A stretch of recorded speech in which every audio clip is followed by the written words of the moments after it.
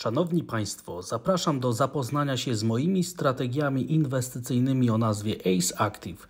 Nowe podejście do asset management. Andrzej Stefaniak.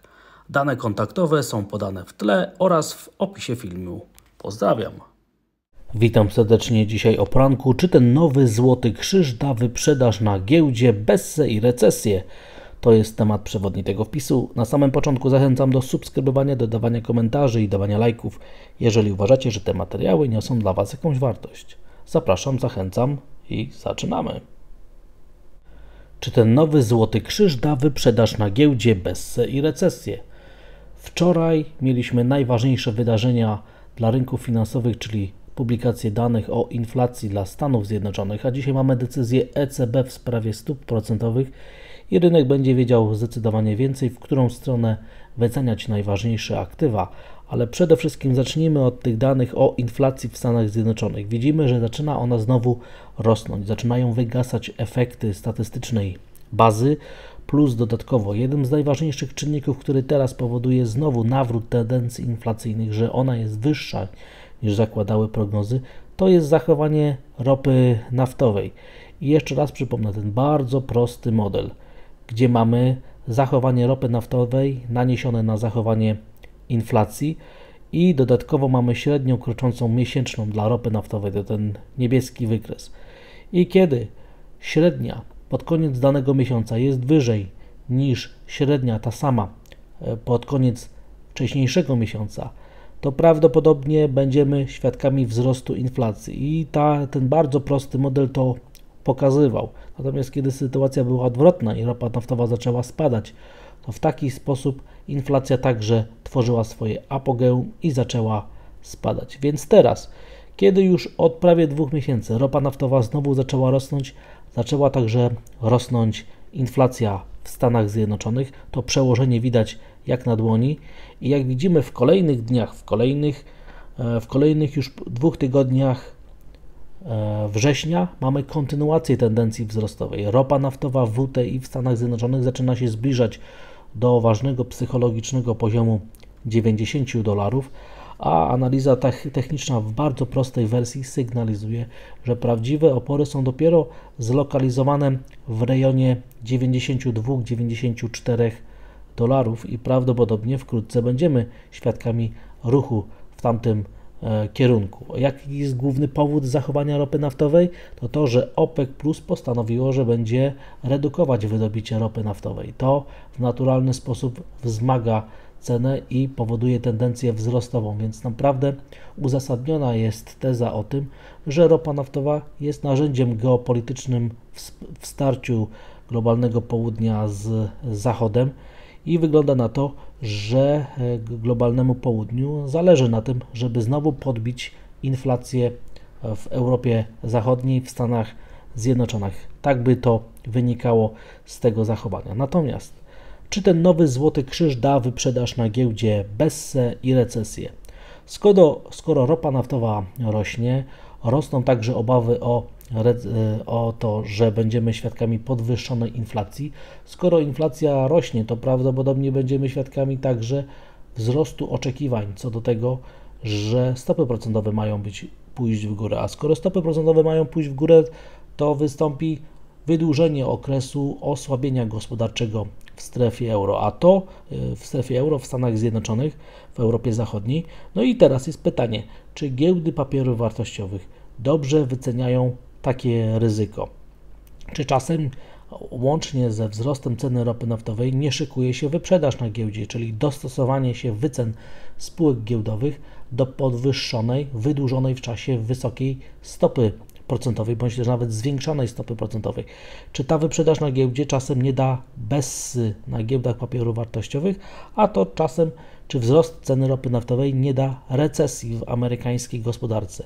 I dlaczego ten temat jest taki istotny? Ponieważ na ropie naftowej powstał nowy Złoty Krzyż, a to jest takie wydarzenie, kiedy średnioterminowa przecina od dołu średnią długoterminową, czyli średnią 200-sesyjną.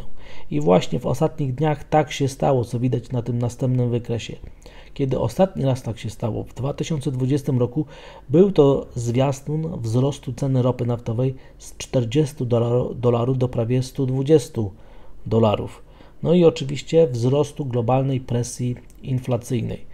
I naprawdę rynek będzie musiał się zastanawiać, czy czasem ten scenariusz teraz się nie powtórzy i czy ryzyko wyprzedaży na giełdzie Bessy i recesji w następnych miesiącach, w następnych kwartałach znowu nie będzie się materializować. Naprawdę rynek będzie musiał się zastanowić nad tym, jak bardzo duży jest wpływ zachowania ropy naftowej na inflację, inflacji na stopy procentowe, a stóp procentowych na wydarzenia w gospodarce, czyli na osłabienie gospodarcze.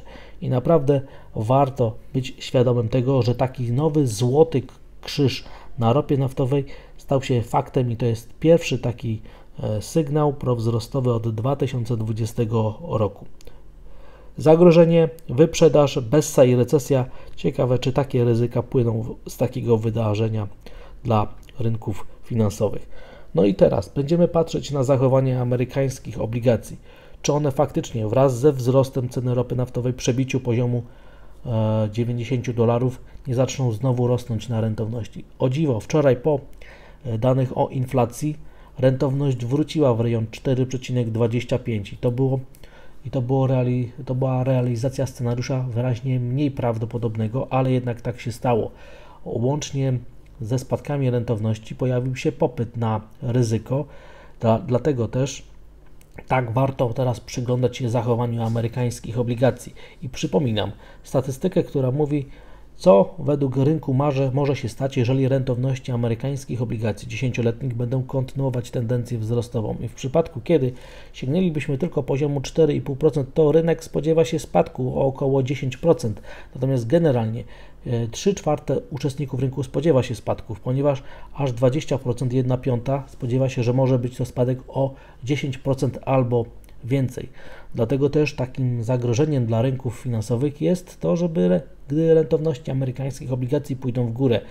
A jeszcze raz przypomnę, może być to wywołane właśnie tym, że ropa naftowa pójdzie w górę, a z kolei to ma wywołać zachowania inflacyjne w gospodarce. I jeszcze kolejny raz przypominam niezwykle ważną statystykę.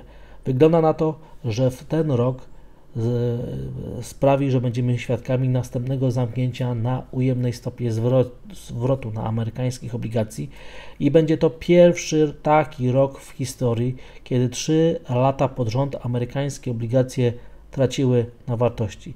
Pierwszy raz od 1787 roku będzie taka sytuacja, żeby 2 lata pod rząd była Bessa, 3 lata pod rząd była Bessa na amerykańskich obligacjach. No i pytanie jest, jakie będą gigantyczne, długoterminowe konsekwencje, ponieważ w takiej sytuacji zachowanie amerykańskich obligacji będzie rzutowało na wszystko inne, co się będzie działo w gospodarce, ponieważ może wkrótce być tak, że koszty obsługi długu amerykańskich papierów będzie wprost ogromny.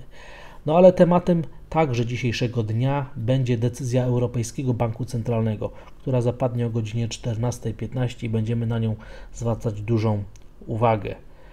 Jak widzimy tutaj na wycenie jest 67% prawdopodobieństwa, że dzisiaj będzie kolejna podwyżka stóp procentowych o 25 punktów bazowych, a w rynku jest prawie pewne, że do końca tego roku będzie jedna podwyżka o 25 punktów bazowych. Natomiast najistotniejsze będzie to, co powie prezes Lagarde, jakie są perspektywy co do przyszłości stóp procentowych, wpływu wydarzeń ostatnich na gospodarkę, no i oczywiście jak ECB ocenia spowolnienie gospodarcze, taką kolejne uderzenie spowolnienia gospodarczego, które w lecie w tym roku się zaczęło, to pogorszenie nastrojów na wskaźnikach PMI, ISM bardzo dobrze widać. Jak prezes Lagarde odniesie się do tego?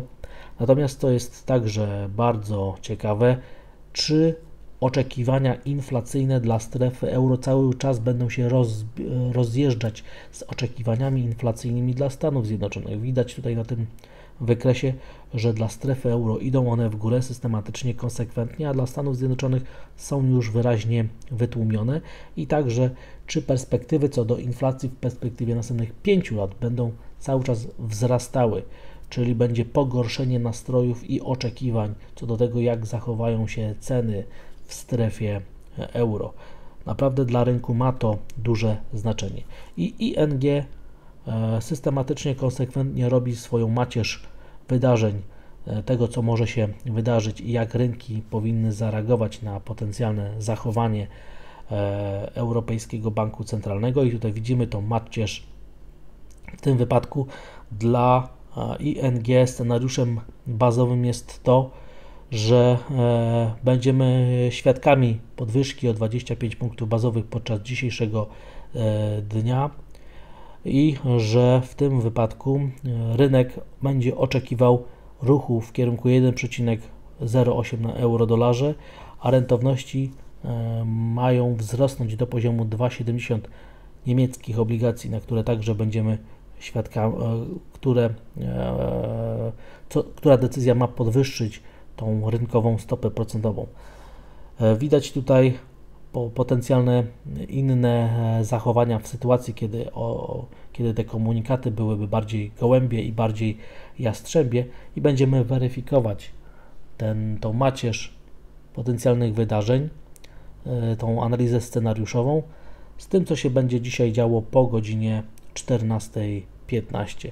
Dlatego też te dzisiejsze wydarzenia powinny także rzutować na wycenę amerykańskiego dolara, a jak tutaj przypominam, wykres pokazuje, że rynek oczekuje podwyższonej zmienności podczas dzisiejszego dnia po decyzji ECB, dlatego też euro-dolar będzie jednym z tych głównych rozgrywających i to właśnie na eurodolarze będzie się działo bardzo dużo podczas dzisiejszego dnia.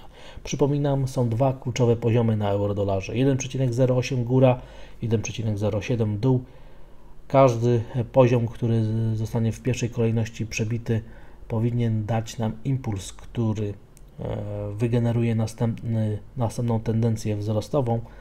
Moim zdaniem rośnie jednak prawdopodobieństwo, że będzie to impuls wzrostowy niż spadkowy, ale oczywiście wiele zależy od tego, jaka będzie interpretacja słów prezes Lagarde i wszystkich komunikatów, które się równolegle pojawią. Optymizm zaczyna być widoczny także na indeksach giełdowych. Futures na indeks Standard & Poor's zaczynają lekko rosnąć. Giełda w Japonii rośnie i sygnalizuje, że ma ochotę wybić się górą z formacji flagi. Ten optymizm jednak nie jest widoczny na giełdzie w Chinach. Natomiast powinien ten optymizm pozwolić co najmniej ocalić wsparcia na indeksie DAX aż do decyzji ECB. Natomiast widzimy, że każde kolejne wzrostowe odbicie tworzy swój szczyt ekstremum niżej, a linia trendu spadkowego tak jakby działała. Dlatego też rośnie prawdopodobieństwo, że wsparcie zostanie pokonane. Natomiast moim zdaniem od tego, jak zachowują się obligacje, będzie uzależnione to, co wydarzy się na giełdach papierów wartościowych. Przypominam tam zależność między stopami procentowymi a wyceną indeksów giełdowych. Dlatego też pytanie dla giełd papierów wartościowych będzie takie, czy potencjalnie rosnące stopy procentowe w strefie euro są uwzględnione w wycenach spółek giełdowych. Przypominam, stopy procentowe na takich poziomach, na których teraz jesteśmy, nie były widoczne od prawie 20 lat w strefie euro, dlatego też wiele spółek, wiele przedsiębiorstw nie jest w ogóle przystosowanych do stóp procentowych w okolicach 2,5-3%. No, już nie mówiąc o poziomach wyższych. Dlatego też może być to kłopot dla europejskiej gospodarki.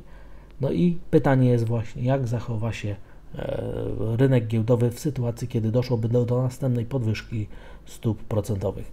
O surowcach już było na samym początku, ale także warto moim zdaniem cały czas obserwować rynek miedzi, który pokazuje nam presję na rzecz ryzyka w ujęciu globalnym, więc im bardziej cena ropy miedzi rośnie, tym bardziej powinien być obserwowany popyt na ryzyko na indeksach giełdowych, a im bardziej cena miedzi spada, tym większa szansa na wyprzedaż na giełdzie, a cena złota w moim odczuciu jest niezwykle mało aktywna po tych danych o inflacji, które wczoraj poznaliśmy, ale widzimy tutaj niewielkie zmiany i i cena złota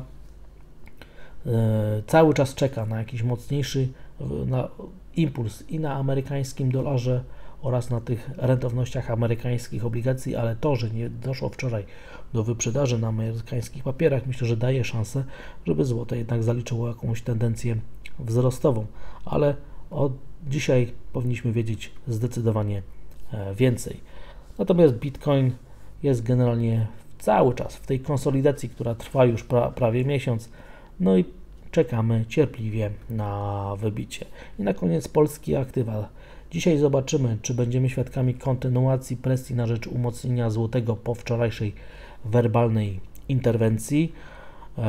Wygląda na to, że opory na euro złotym, no i na dolar złotym, czyli na całym koszyku złotego, czyli zniesieniu 50% całej fali aprecjacji, umocnienia złotego z ostatniego roku, czy te umocnienie będzie kontynuowane. Warszawski parkiet będzie czekał cierpliwie na zachowanie DAX-a i światowych parkietów po ostatniej decyzji. No i myślę, że warszawska giełda papierów wartościowych będzie także zerkała na zachowanie polskich obligacji, gdzie po wydarzeniach z poprzedniego tygodnia cały czas rynek zastanawia się, w którą stronę ruszyć na długoterminowych oczekiwaniach inflacyjnych, czyli na tym, jakie są wyceny polskich obligacji dziesięcioletnich. Dlatego też każdy spadek poniżej poziomu 5,60 jest odebrany optymistycznie, a każde wyjście na poziom 5,70 na polskich obligacjach dziesięcioletnich byłby moim zdaniem odebrany negatywnie na rzecz perspektyw co do tego, co się będzie działo w gospodarce. No ale zobaczymy, jaka będzie interpretacja rynkowa inwestorów zagranicznych tych wydarzeń, które w ostatnim czasie się działy, plus też interpretacja tych wydarzeń, które się będą dzisiaj działy i wkrótce w gospodarce i w polityce monetarnej najważniejszych polskich partnerów gospodarczych. Dziękuję za odsłuchanie tego materiału. Zachęcam do subskrybowania, dodawania komentarzy, dawania lajków. Jeżeli uważacie, że te materiały niosą dla Was jakąś wartość i widzimy się i słyszymy dzisiaj po południu. Wszystkiego dobrego, stopy zwrotu. Pozdrawiam, cześć!